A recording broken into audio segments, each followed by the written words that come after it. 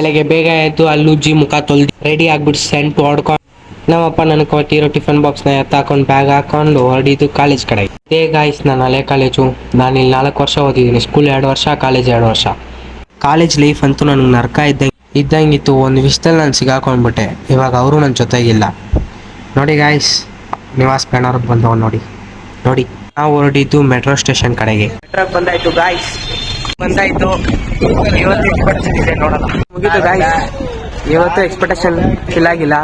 ಆದರೆ A section, B section ಅಂತ change ಮಾಡೋರೆ. ಎ ಸೆಕ್ಷನ್ ನಾನು, ನಿವಾಸು, ಯಾರು ವಿನೀತು, ಅವನು ಮತ್ತೆ ಅವಳು ಮತ್ತೆ ಈ ಬೋಲಿ ಮಗ.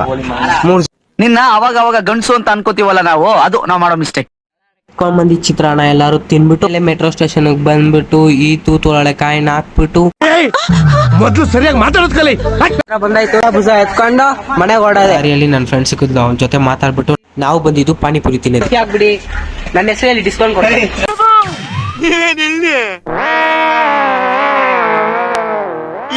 ನೋಡ್ತೀರಾ ಗೈಸ್, ಮನೆಗೆ ಬಂದಾಯ್ತು.